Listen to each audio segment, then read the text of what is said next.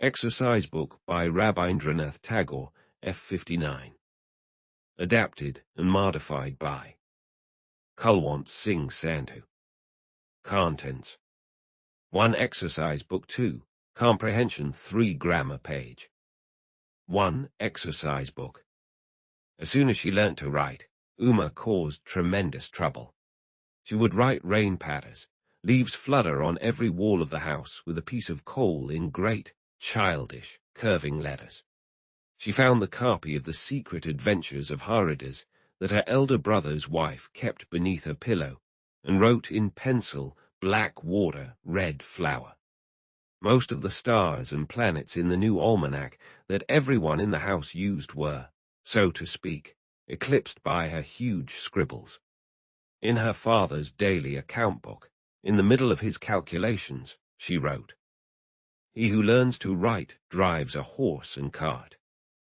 Up to now she had not been interrupted in these literary endeavors, but at last she met with a dire mishap. Uma's elder brother, Garbindalal, had a very benign look about him, but he wrote perpetually for the newspapers. None of his friends or relatives supposed from his conversation that he was a thinker, and indeed one could not justly accuse him of thinking on any subject. Nevertheless, he wrote, and his opinions were in tune with most readers in Bengal. He had recently, for example, completed an elegant essay demolishing by the spirit of his attack and the exuberance of his language, rather than by logic, some gravely false ideas about anatomy that were current in European science. In the quiet of the afternoon, Uma took her brother's pen and ink and wrote on the essay in bold letters. "So well-behaved is young Gopal, whatever you give he eats it all." I don't believe she meant this to be a dig at the readers of Garbindalal's essay, but he was beside himself with rage. First he smacked Uma, then he took away her pencil stub, her ink-smeared blunted pen, and all her other carefully accumulated writing implements. The little girl, quite unable to understand the reason for such disgrace, sat in a corner and cried her heart out. When her punishment was finished, Garbindalal softened a little. He returned the confiscated items, and tried to dispel the little girl's distress by giving her a well-bound, nicely ruled exercise book. Uma was 7 years old at the time. From then on, this exercise book was under her pillow every night, and in her lap or under her arm all day long. When with her hair plaited Uma was taken along by the maid to the girls' school in the village, the exercise book went too. Some of the girls were intrigued by the book, some coveted it, and some begrudged her it. In the first year that she had the exercise book, she neatly wrote in it, "Birds are singing, night is ending." She would sit on the floor of her bedroom embracing the exercise book, chanting out loud and writing. She accumulated many snatches of prose and rhyme in this way. In the second year, she wrote some things of her own, very short but very much to the point, no introduction or conclusion. For example, at the end of the Tiger, and the Crane, a story in Kathamala, a line was added which is not to be found in that book or anywhere else in Bengali literature. It was this: "I love Yashi very much." Let no one suppose that I am about to concoct a love story. Yashi was not an 11 or 12-year-old local boy. She was an old house servant whose actual name was Yashoda. But this one sentence should not be taken as firm proof of Uma's feelings towards her. Anyone wanting to write an honest account of the matter would find that the sentence was fully contradicted 2 pages later in the exercise book. This was not just a stray example. There were blatant contradictions in Uma's writings at every step. In one place, one could read of her lifelong rift with Hari, not Hari meaning Krishna, but a girl at school called Haridashi. But something a few lines below suggested there was no one in the world whom she loved more than Hari. The next year, when Uma was 9 years old, a Sanai began to play one morning. It was her wedding day. The groom was called Pyarimohan, one of Garbindal's fellow riders. Although he was still quite young and had acquired some education, modern ideas had not penetrated him at all. He was therefore the darling of the neighborhood. Garbindal adopted him as a model, though not with complete success. Dressed in a Bener sari, her little face covered with a veil, Uma left tearfully for her father-in-law's house. Her mother said, "Do what your mother-in-law tells you, my dear. Do the housework, don't spend your time reading and writing," and Garbindal said, "Mind that you don't go scratching on walls. It's not that sort of house. And make sure you don't scrawl on any of Pyarimohan's writings." Uma's heart trembled. She realized there would be no mercy in the house where she was going. She would have to learn after endless scoldings what things were regarded there as mistakes and faults. The Sanai sounded on that day too, but I doubt if anyone in that crowd of wedding guests really understood what the girl felt in her trembling heart, behind her veil, Bener sari and ornaments. Yashi went along with Uma. She was supposed to settle her into her in-law's house, then leave her there. The tender-hearted Yashi, after much reflection, took Uma's exercise book along too. The book was a piece of her parental home, a much-loved memento of her short residence in the house of her birth, a brief record of parental affection written in round, childish letters. It gave her, in the midst of domestic duties that had come too early, a taste of the cherished freedom that is a young girl's due. For the first few days that she was in her in-law's house, she did not write anything. She had no time. But the time came for Yashi to return, and on the day that she left, Uma shut the door of her bedroom at midday, took her exercise book out of her tin box, and tearfully wrote, "Yashi has gone home. I shall go back to mother too."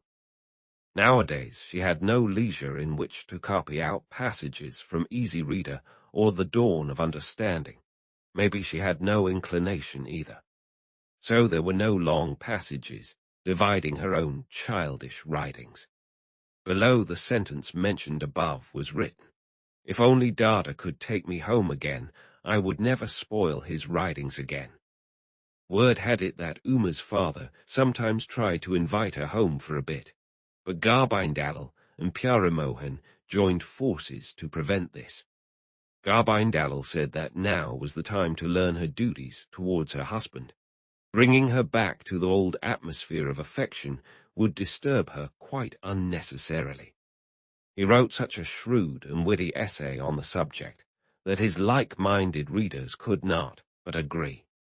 Uma got wind of what was happening and wrote in her exercise book, "Dada, I beg you, take me home again, just once. I promise not to annoy you."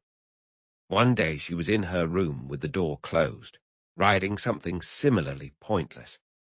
Her sister-in-law Tilak Manjari, who was very inquisitive, decided she must find out what Uma got up to behind her closed door. When she peeped through a crack and saw her writing, she was amazed. The goddess of learning had never before made so secret a visitation to the female quarters of the house. Her younger sister Kanak Manjari came and peeped too, and her youngest sister Anangamanjari precariously standing on tiptoe to peer at the mysteries within.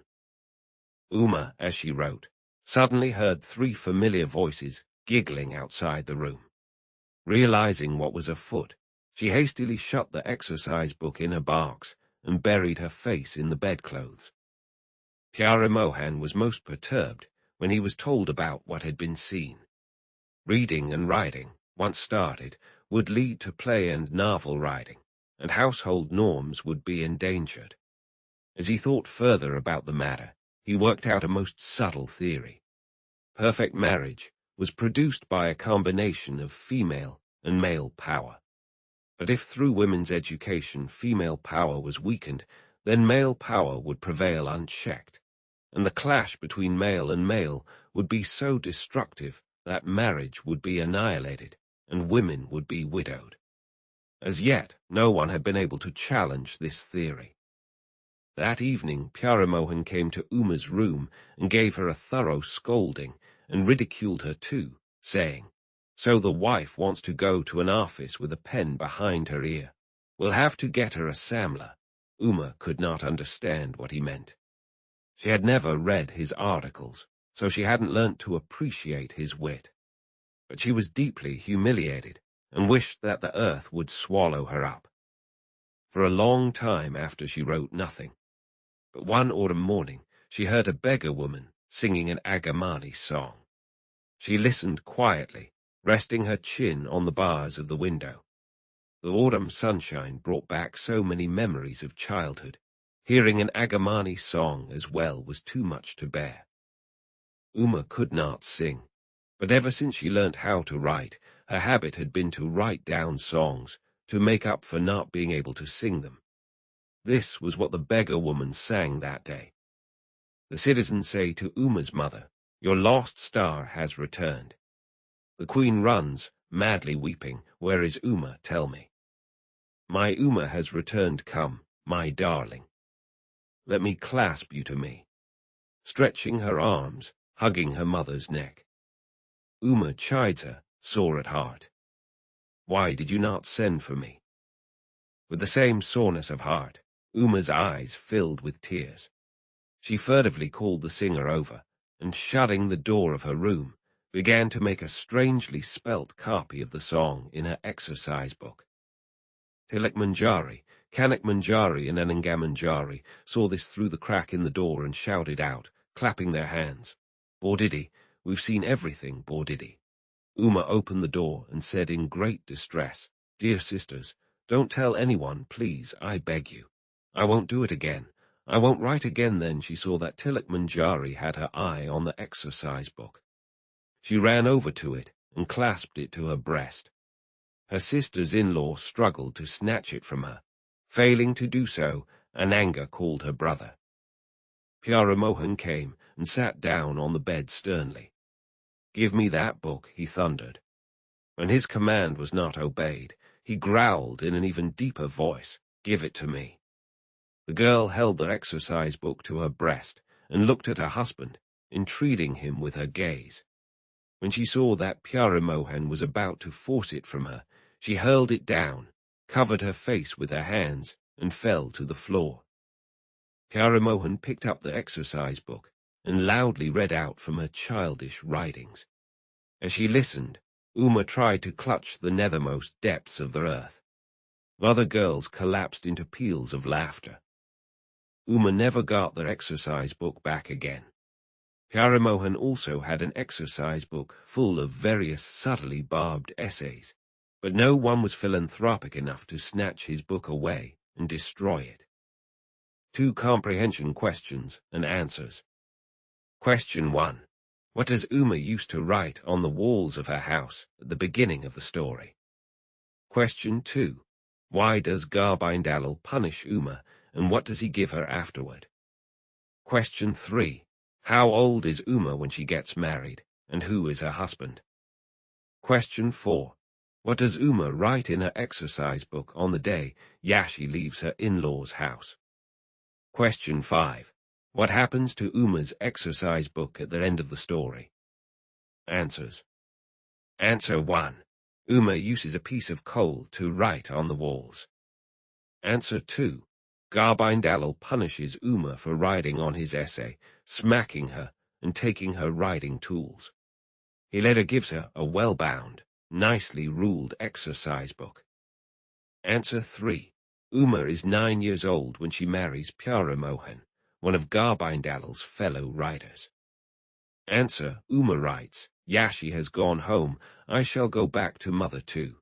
And later, "If only Dada could take me home again, I would never spoil his writings again." Answer 5.